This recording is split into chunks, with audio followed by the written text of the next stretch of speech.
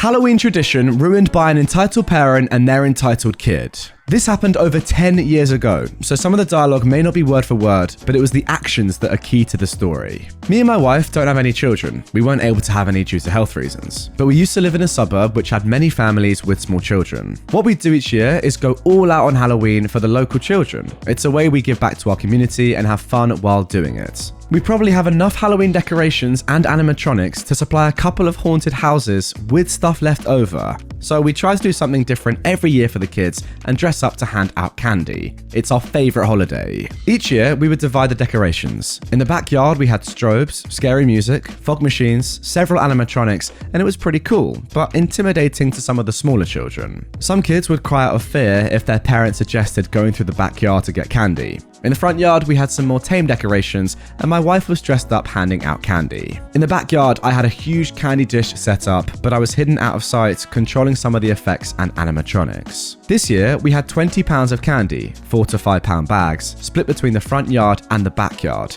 After the first year of setting up the elaborate displays, our house became the must-see attraction on Halloween, and we learned very quickly that it's always better to have too much candy than too little. We would do something extra special for the kids that were first to show up. One year it was king-size candy bars for the first 10 kids, another year we gave candy and $1 coins. This year we were feeling generous, so we decided $5 to the first 10 kids, split between the front yard and back. My wife had 5 $5 bills she handed out, and I had 5. I chose to lay out 5 regular-sized candy bars with a $5 bill taped to each one, and then set them in front of the huge bowl of candy, which had both 5-pound bags emptied into it. Now, I should point out that we never had any issues in previous years. I always used the honor system in the backyard, allowing the kids to get their own candy, and my wife would hand it out. The kids had a great time and were always respectful. We actually garnered a lot of thanks from neighbors for going all out for the kids. The kids enjoyed it and would go out of their way to do nice things in return for us, such as shoveling our driveway, cutting our grass, etc. Okay, back to the story. This particular year, it had gotten dark before the kids started trick-or-treating, so I took advantage of the darkness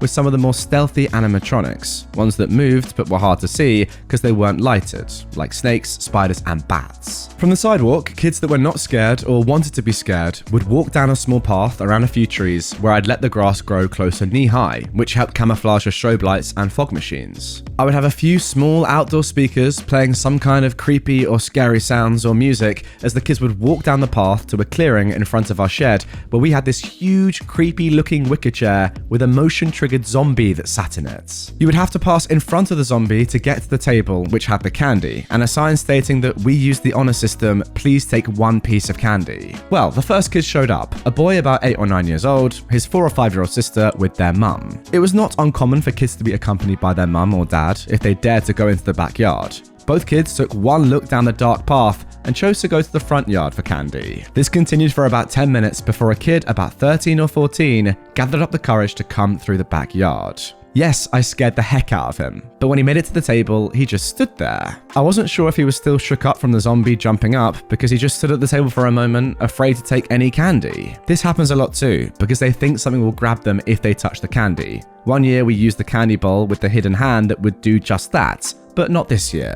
I set down the controls and stepped out from the shadows, which scared him again. I was wearing a long black cloak and black gloves and skeleton face makeup to assure him that he could take one of the $5 candy bars. He grabbed it and ran quickly back up the path to what I guess were a younger brother who had received candy from the front door. Me and my wife had a system to communicate when someone would take one of the $5 candy bars so that we could make sure no one would go to the backyard and then try to go to the front yard. I flipped the lights on the corner of the house, which she could see. We had a sign along our wooden fence that pointed out that you could choose the scary path or the less frightening front door, so parents didn't have to take small kids into the backyard and leave with them crying from being scared. It was probably 5 minutes before 2 kids that looked about 10 or 12 years old came through the backyard together. They walked slowly, teasing each other along the way, jumping and screaming out of fear, occasionally when one of the bats or spiders or other animatronics activated by their proximity or motion. They eventually made it to the candy table, after screaming when the zombie lurched forward as they walked past it, but each took $5 bars.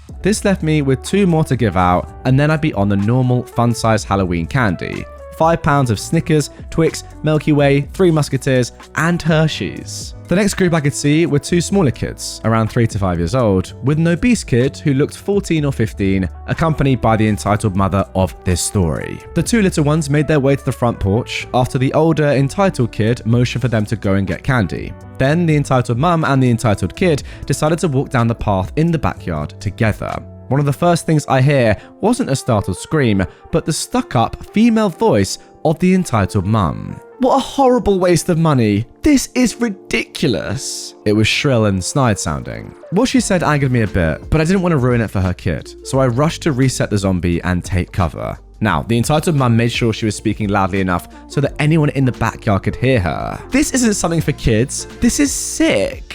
I assumed it was a front to make herself not sound scared. I could see she had a death grip on her entitled kid's shoulder as they walked down the path. They both screamed as one of the bats had swooped down at them. They ran on a wire when triggered, and one could come at you from the left and one from the right. The entitled kid sounded like he was getting shook up pretty good because he was whining, not saying anything, just this unsteady whine, which was odd for an older kid. The entitled mum decided to chime in again, quite angrily. These people are sick. We do not need this in our neighborhood. Just plain sick. It was quiet again until the entitled kid screamed again when he triggered one of the snakes in the grass. I could hear him trying to fight back tears at this point, like a bumbling, whimpering cry, but they pressed on. "I'll take care of this. Just you watch," said his mum. Now, I was assuming that this was a parent that was trying to reassure their frightened kid, although he was a teenager. So I didn't think much about her comment at that moment. I was too busy thinking in my head where I would scare them. In retrospect, I wish I'd paid attention better and realized it was an entitled mum up to no good. I stood behind the shed waiting silently for the zombie to trigger. When it was triggered, it lurched forward while making an angry moan. It should have happened within a minute of the snake. After a minute and a half, I peeked around the shed to see the entitled mum and the entitled kid waddling, their size prevented them from being able to run, towards the entrance. It only took me a second to notice they'd stolen all of the candy that was on the table and the 2 $5 candy bars. I was fuming. I started running after them. I'm a tall guy and very fast on my feet.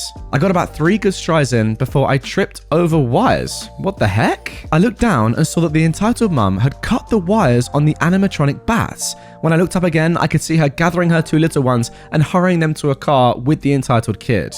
I was seething at this point. Her car was parked in front of my next door neighbor's house. I was at full speed as the car started, and she stomped on the gas as I punched her passenger window, where her fat entitled kid was holding the full candy bowl up with a huge grin on his tear-streaked face. The window didn't break, it only made the entitled mum recklessly speed out of the parking spot, with no regard for the kids that were trick-or-treating all over the neighborhood.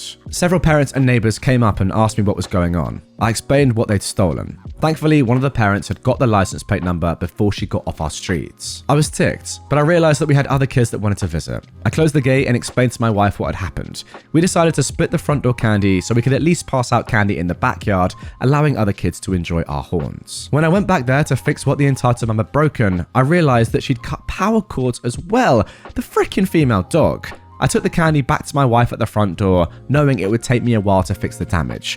I quickly began making repairs and adjustments. About 5 minutes later, the police had shown up, thanks to a neighbor that had called them. They took a description of the car and plates while I filed a report about the incidents. By the time I'd finished with the police, the 2-hour trick-or-treating had ended. My wife had about half a bowl of candy left and said she might have seen about 100 kids. I'd seen 3 and 2 thieves who ruined the rest of the night for other children that wanted to attend. We'd considered holding over for another night and allowing kids to come again, but unfortunately the weather had got cold and very rainy, which plays heck on our animatronics. It was a few days before the cops had located the entitled mum. She lived almost 30 miles away and brought her kids to my neighborhood because they had heard the rumors about our mini horns. She and her son were charged with destruction of property, vandalism, and criminal mischief. Apparently several cops' kids were supposed to attend, but never got the chance after this entitled pair, which angered several officers. The entitled kid was charged as a minor. The police also recommended I file a lawsuit in civil court for the damages, which I gladly did.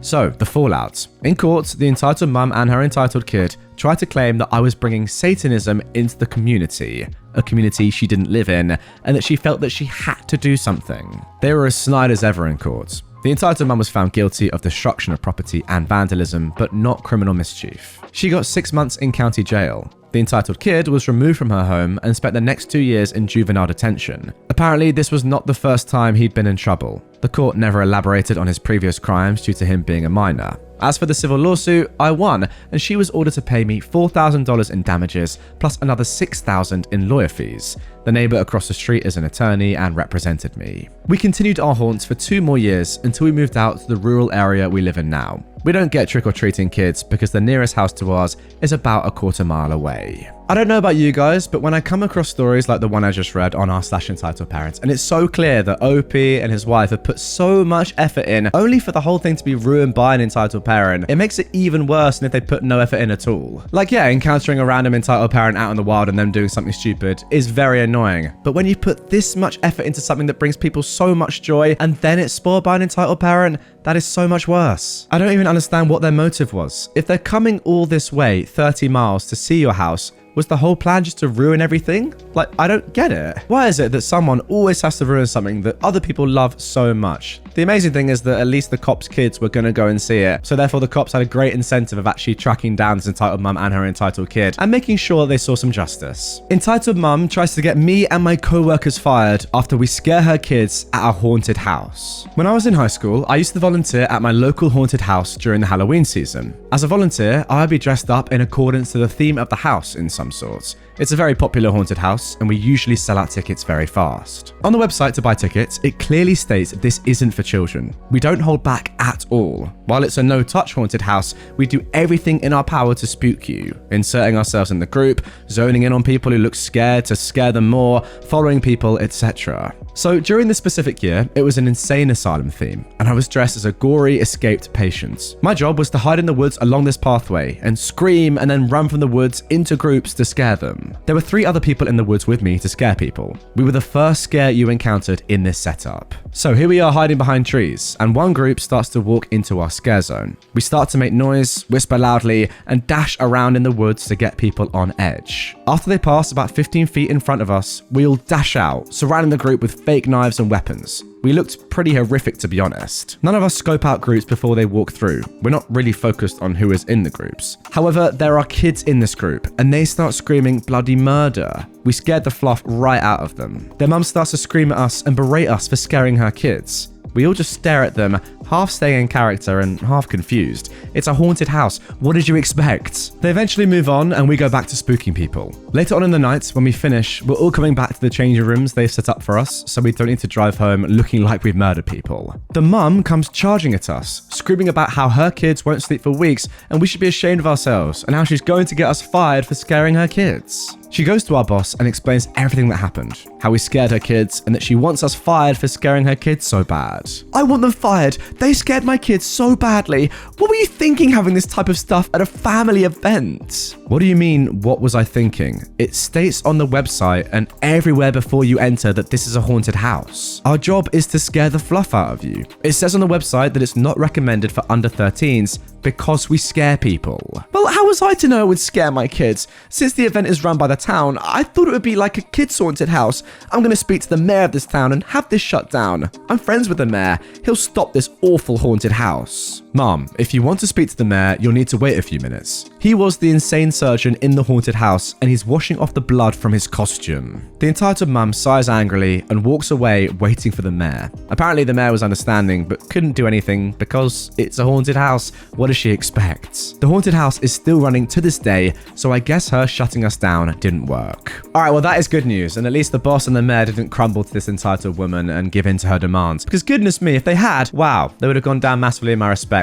as two people. The thing is, I just don't understand it, guys. Like, why? If you're going to go to somewhere that you know is going to be scary, surely you would like read through the website or some sort of documentation, or at least understand exactly what's going to happen to you and your kids in that moment, as much as you can anyway. If you have kids that are roughly around the age that they're saying, okay, this is for kids that are over this age, ask them, do you want to do this, or are you going to be terrified? Like, do your research, and then this wouldn't have happened. At the very least, you can't complain about being scared at a haunted house. Drama Goblin wants me to replace a gift I gave her that she ruined. I work in retail. I manage, but the job is still very physical and exhausting. My job is 50% work and 50% babysitting. Sometimes, because I'm there all the time, I find some sweet deals. I'm super into makeup, Halloween, creepy stuff, etc. I found a few Halloween palettes of makeup, some brushes, and some other really awesome Halloween makeup. It was marked down for $1 or under, so I grabbed everything they had. I figured I'd give them as Christmas gifts. I looked online and these palettes were worth $30 to $40 depending on the sites,